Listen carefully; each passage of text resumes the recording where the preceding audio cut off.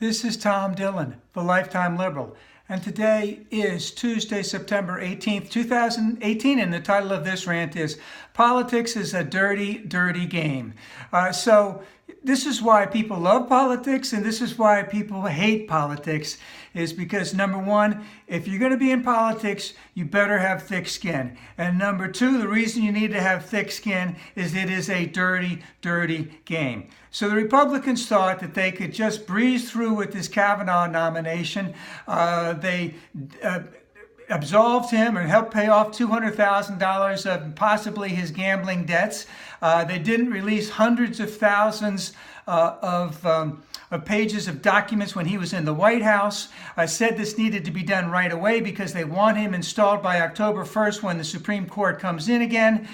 Even though they held up Merrick Garland from President Obama back in 2016, they got to rush through this whole thing. Then all of a sudden, boom, some lady comes along who is a credible person in terms of identifying that Judge Kavanaugh sexually attacked her over 30 years ago. So what is good? This is really what's going to happen. They got to figure this out. They got to figure out a way to slow roll this thing. They got a way to make it figure out that Judge Kavanaugh is better. They're going to make a way to really slut shame this woman, but pretend that they're not really slut shaming this woman. They want to set up everything so that it favors Kavanaugh and disfavors her. And remember that every single Republican on the Judiciary Committee that would speak to her if she does show up on Monday is going to be a white male. And that harkens back 27 or 28 years ago, almost to the day that Anita Hill spoke in front of an all-white male judiciary in terms of the Clarence Thomas thing, in terms of explicit sexual references that she claimed that Clarence Thomas went to her. So, but a lot has changed since then. And there are two Republican women senators who, hey, they could go either way. But remember, when Al Franken had some stuff that came out against him, less explicit than what's going on with Kavanaugh. They said he should resign, and he did resign. And of course, they're playing both sides of the fence because they have to. They want to say they want to see if there's any credible evidence. The Republicans will play it on their side. She'll go with their side. He'll get installed. That's what they want. But there's a lot going on because a lot of women don't want to see what happened to this lady, that would happen to Anita Hill. And even Anita Hill had an op-ed today talking about how this shouldn't be happening again, that women should be believed, that this woman has credible evidence to indicate that a sexual assault did occur. So then the Republicans not only have to look at that, they have to look at the election that's coming up. If they trash this woman miserably in the public eye, this could really hurt them in the election because there are 9 senatorial elections coming up that could go either way. And if they go all the Democratic way, then they're not going to have the majority anymore. And if they don't rule this guy in here right away, they could lose that majority.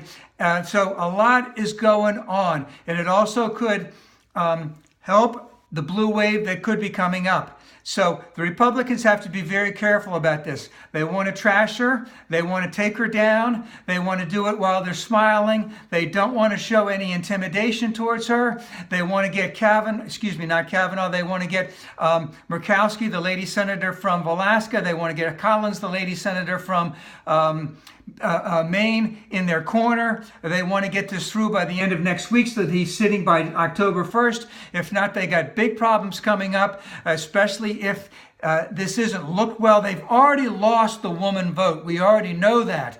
And could this exacerbate it more? And remember, if they trash this woman, they're only playing to their base, which they either is already going to vote for him or who believe in, vote for him, vote for Republicans.